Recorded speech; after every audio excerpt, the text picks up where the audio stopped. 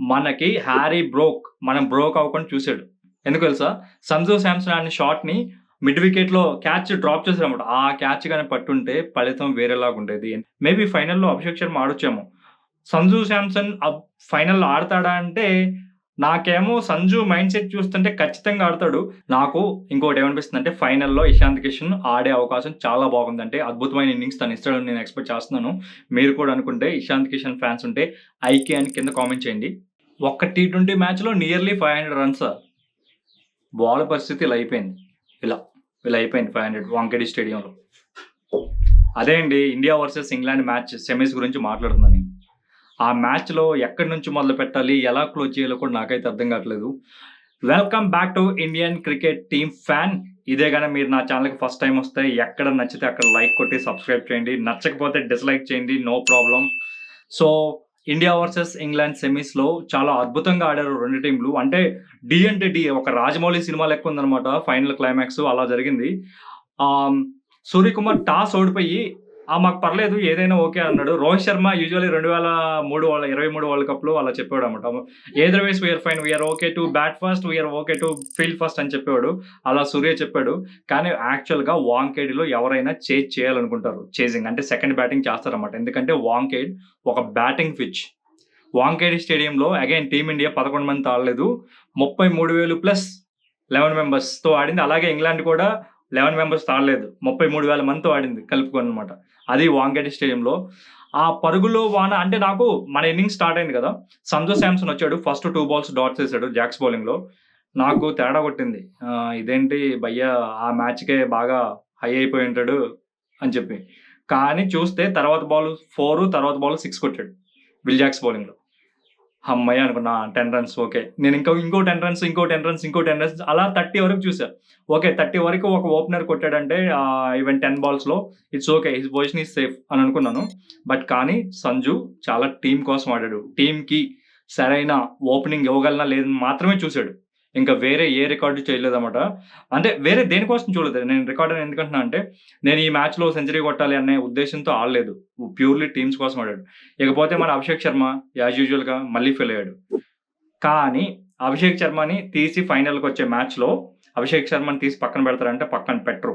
ఎందుకంటే ఇది చాలా ఈ కాంబినేషన్ సెట్ అయిన తర్వాత మన వరుసగా విజయాలొచ్చాయన్నమాట. అంటే వెస్ట్ ఇండీస్ మీద దగ్గర నుంచి, జింబాబ్వే దగ్గర నుంచి ఈరోజు సెమీస్ వరకు. సో దీన్నైతే టచ్ చేయరు. సో ఇది కంటిన్యూ అవుతుంది. మేబీ ఫైనల్‌లో అభిషేక్ శర్మ ఆడొచ్చేమో. సంజు శాంసన్ ఫైనల్‌లో ఆడతాడా అంటే నాకేమో సంజు మైండ్ సెట్ చూస్తుంటే ఖచ్చితంగా ఆడతాడు. కానీ 50 రన్స్ అదేం చెప్పలేనులే గానీ మేబీ 5 బాల్స్‌లో 20 రన్స్ లేదంటే 5 బాల్స్‌లో 30 రన్స్ అలా ఆడతాడేమో అనుకుంటున్నాను. బట్ నాకు తెలీదు. బట్ అగైన్ గన సంజు ఆడితే మాత్రం it's a history. Already Sanju Samson గురించి బయోపిక్స్ స్క్రిప్ట్స్ రాస్తున్నారంట.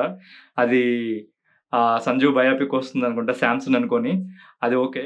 శాంసన్‌కి, ఆర్చర్‌కి చాలా డి అంటే డి అని ఉంటుందన్నమాట. సో, శాంసన్‌ని చాలా సార్లు మన ఆర్చర్ ఔట్ చేసాడు. కానీ ఒక బాల్ వేసాడు. అంటే షార్ట్ పిచ్ బాల్ ఏస్తే సంజు ఇలా పుల్ చేసాడన్నమాట. ఇలా పుల్ చేస్తే అలా స్టాండ్‌లోకెళ్ళిందది. అది చాలా బాగా అద్భుతమైన షాట్ వచ్చింది. ఇంకొకటేంటంటే మనకి హ్యారీ బ్రోక్. మనం బ్రోక్ అవ్వకుండా చూసాడు. ఎందుకు తెలుసా?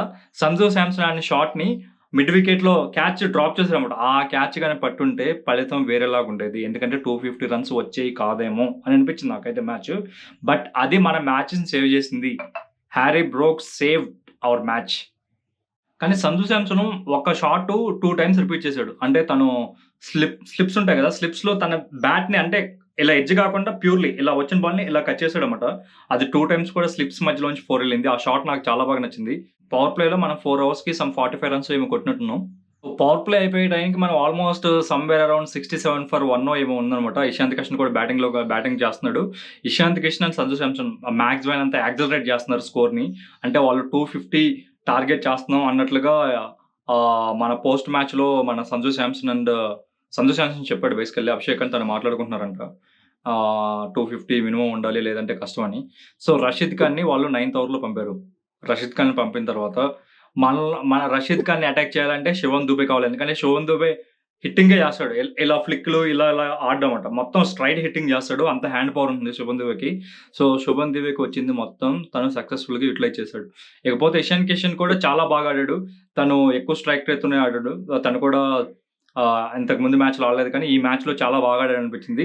నాకు ఇంకోటి ఏమనిపిస్తుందంటే, ఫైనల్‌లో ఇషాంత్ కిషన్ ఆడే అవకాశం చాలా బాగుంది. అంటే అద్భుతమైన ఇన్నింగ్స్ తను ఇస్తాడని నేను ఎక్స్‌పెక్ట్ చేస్తున్నాను. మీరు కూడా అనుకుంటే ఇషాంత్ కిషన్ ఫ్యాన్స్ ఉంటే ఐకే అని కింద కామెంట్ చేయండి. ఇషాంత్ కిషన్ కూడా చాలా బాగా నాకాడాడు. ఎందుకంటే 39 రన్స్ ఇన్ 17 బాల్స్ అంటే ఆల్‌మోస్ట్ 150+ స్ట్రైక్ రేట్‌తో ఆడాడన్నమాట. ఇషాంత్ కిషన్ ఔట్ అయిన తర్వాత శివన్ దూబే క్రీజ్‌లోకొచ్చి అంతా ఆశ్చర్యపోయాం. ఎందుకంటే ఇది గంభీర్ చేంజ్ చేశాడంట. ఎందుకంటే రషీద్ ఖాన్ అప్పటికే స్పిన్ దింపేశారు. సో, స్పిన్‌ని సమర్థవంతంగా ఎదుర్కోగల బ్యాట్స్‌మన్ శివన్ దూబే. సో, సూర్యకుమార్‌ని వెనక్కాపి శివన్ దూబేని ఫోర్త్ పొజిషన్‌లో పంపించారు. యాక్చువల్లీ తనను పంపించినందుకు తను న్యాయం చేశాడు. చాలా బాగా ఆడాడు. సో, శివన్ దూబే ఏంటంటే ఈ టోర్నీలో ఎక్కువ రన్‌ఔట్స్ అయ్యాడు. ఎందుకంటే తన హైట్‌కి వెంటనే బ్యాక్ టర్న్ అవ్వటం తనకి వీలు పడదు. కానీ రన్‌ఔట్లు కొన్ని కొన్ని కోయిన్సిడెంట్‌లేమో హార్దిక్ పాండ్యా వల్ల అంటే అనకూడదు. But it's a part of the game. But Hardik Pandya ఇచ్చిన కాల్‌కి శివన్ దూబే రెస్పాండ్ అయ్యి మళ్ళీ బ్యాక్‌కెళ్ళకపోయాడు. రన్‌ఔట్ అయ్యాడు కదా! అలాగే సెకండ్ ఇన్నింగ్స్‌లో మనం బౌలింగ్ ఏసేటప్పుడు శివన్ దూబే బౌలింగ్ ఏసేటప్పుడు హార్దిక్ త్రో వేసి జాకబ్ బెత్తెల్‌ని రన్‌ఔట్ చేసాడు. అది మ్యాచ్ టర్నింగ్ పాయింట్ అన్నమాట. మనం 15థ్ ఓవర్‌కి గాని మన స్కోర్ చూస్తే 190 ఆల్‌మోస్ట్ నియర్ ఉన్నాం. సో, ఇంకా 5 ఓవర్స్‌లో ఎంత కొడతారనుకుంటే నేనైతే 100 రన్స్ కొడతారనుకున్నాను. కానీ కొట్టలేకపోయారు. So, almost they added some 60 runs match చేశారు మన బ్యాట్స్‌మెన్స్. సో, 256కి మనం 20 ఓవర్స్‌లో కొట్టేసాం అనమాట. సో, నెక్స్ట్ బౌలింగ్ స్టార్ట్ అయినప్పుడు ఫస్ట్ బౌలింగ్ ఎవరేస్తారని చూసాం. యాజ్ యూజువల్ హర్షదీప్ ఏసాడు. సో, బుమ్రాని బ్యాకప్ చేస్తున్నారు. అంటే నెక్స్ట్ ఎవరైనా బ్యాట్స్‌మెన్ వస్తారని. Hardik Pandya second over start చేసాడనమాట. ఆ సెకండ్ ఓవర్‌లో సాల్ట్‌కి కొంచెం సాల్ట్ ఎక్కువేసాడు కదా! సో, కష్టమైపోయింది. సాల్ట్ బయటికెళ్ళిపోయాడనమాట. అంటే సెకండ్ ఓవర్‌లో హార్దిక్ పాండ్యా వికెట్ తీసాడు. హార్దిక్ సెకండ్ ఓవర్‌లో వికెట్ తీయడం అనేది అసలు మ్యాచ్‌కే ఒక టర్న్ ఔట్. ఎందుకంటే సాల్ట్ కూడా స్టిక్ అయితే అలా ఇలా కొట్టాడనమాట. ఇంకా నెక్స్ట్ బుమ్రా వచ్చాడు. బుమ్రా వచ్చిన తర్వాత ఏం చేశారు? బుమ్రా చాలా క్లెవర్‌గా అసలు అంటే అంత స్లో బాల్ ఏస్తాడని ఎవరు అనుకోలేదు. స్లో బాల్ ఏస్తే దాన్ని అక్షర్ పటేల్ చాలా అద్భుతమైన క్యాచ్. దీని గురించి చాలా మంది చెప్తున్నారు. అంత అంటే మీరు గాని మ్యాచ్ ఆడితే తెలిసిద్ది. ఇలా యాక్చువల్‌గా ఇలా పెట్టడం కష్టం. ఇలా కూడా మనలాంటోళ్ళకి కష్టం. కానీ ఇలా బ్యాక్ బాల్ ఇలా వస్తున్నప్పుడు అలా కష్టం అనమాట అది. అది చాలా కష్టమైన catch. So, I'm not a good catcher actually మ్యాచ్‌లో. సో, మళ్ళీ మా టీమ్ నన్ను ఏసుకుంటారు. So, I'm not a good catcher. But కానీ I have seen such kind of catches. అంటే అకాడమీ ప్లేయర్స్ వీళ్ళంతా ఆడుతుంటారు కదా! నేను మ్యాచ్ చూసినప్పుడు అజీజ్ నగర్‌లో. అందుకే చెప్తున్నాను. ఎందుకంటే ఏఆర్‌సీసీ టీమ్ రన్ చేస్తాను కదా! అందు గురించి. ఇక బ్యాక్ టు దీనికొచ్చేస్తే పవర్ ప్లేలో ఫిఫ్త్ ఓవరో, సిక్స్త్ ఓవరో వరుణ్ చక్రవర్తి ఇచ్చారు. సో, వరుణ్ చక్రవర్తి ఇచ్చిన బౌలింగ్‌లో జాకబ్ బెత్లె ఎవరో ఒక బ్యాట్స్‌మెన్ వరుసగా 3 సిక్స్‌లు కొట్టాడు. నాకు తెలిసి జాకబ్ బెత్లె అనుకుంటా. చూస్తుంటే అనుకున్నాను. కానీ మనోడు అసలు బీభత్సమైన ఫామ్‌లో ఉన్నాడు. He is a young kid అంట 22 ఇయర్స్ ఓల్డ్. సో, చాలా బాగా అద్భుతమైన ఇన్నింగ్స్ ఆడాడు. అండ్ నేనైతే ఆయన ఆడటం చూసి ఇక అయిపోయింది. ఇండియా ఫైనల్‌కెళ్దు, అహ్మదాబాద్ దాకెళ్దు. బాంబేలోనే ఇంటికొచ్చేసిద్దేమో అనుకున్నాను. కానీ అలా జరగలేదు. సో, అది చాలా బాగా బ్యాటింగ్ చేసాడనమాట. నాకది నచ్చింది. అక్షర్ పటేల్ గురించి ఎంత ఎక్కువ చెప్పినా తక్కువేనమాట. అసలు ఆ బ్రోక్ క్యాచ్ కానీ పెట్టకపోతే హ్యారీ బ్రోక్‌ది మ్యాచ్ వేరేలా ఉండేది. ఎందుకంటే హ్యారీ బ్రోక్ చాలా విధ్వంసకరమైన బ్యాట్స్‌మెన్ అనమాట. ఇంకొకటి జాకబ్ బెత్తెల్ కాదనుకుంటా. తను ఒక బ్యాట్స్‌మెన్‌ని ఔట్ చేసాడు. బ్యాట్స్‌మెన్ నేమ్ అయితే నాకు గుర్తులేదు. అంటే హర్షదీప్ వరుసగా లాస్ట్ బాల్ 3 వైడ్ చేసాడు కదా! యాక్చువల్లీ హర్షదీప్ ఏసిన బాల్ కరెక్ట్.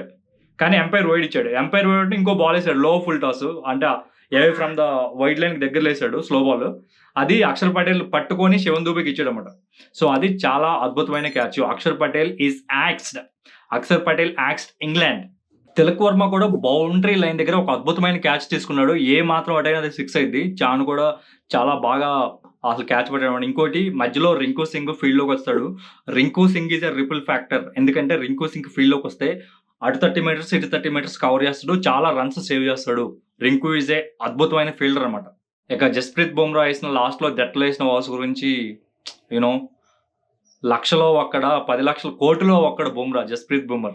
కోటిలో ఒక్కడు. సో, 2027 వరల్డ్ కప్ వరకే జస్ప్రీత్ బుమ్రా ఆడతాడని అనుకుంటున్నాను. తనేసిన స్పెల్ అసలు జస్ప్రీత్ బుమ్రా లేకపోతే మనం గెలవం మ్యాచ్. 250 కొట్టినా డిఫెండ్ చేసేవాళ్ళం కాదు. అంతలా వేసాడన్నమాట. He saved actually. So, last over Hardik Pandya ఏసింది కాదు. శివన్ దూబే ఏసేటప్పుడు కూడా చాలా అంటే ఒక అనిపించింది. అంటే శివన్ దూబే ఏసే స్టైల్‌లో యూజువల్లీ తను ఏసిన ప్రతి ఓవర్‌లో 2 నో బాల్స్, 1 నో బాల్ ఖచ్చితంగా ఏసాడు. నో బాల్ ఏస్తే పరిస్థితి ఏంట్రా అనిపించింది. But it's a typical call అనిపించింది. చాలా డేంజరస్ కాల్ శివన్ దూబేతో బౌలింగ్ ఏయించడం. కానీ వేరే ఆప్షన్ కూడా పెద్దగా లేనట్టుంది అక్కడ. ఎందుకంటే 30 రన్స్ ఇన్ లాస్ట్ 6 బాల్స్ కదా! మళ్ళీ ఇంకోటి ఏం తెలుసా? మళ్ళీ వైడేసాడు. ఆ వైడేసినప్పుడు అమ్మరే బాబు! అనిపించింది నాకైతే.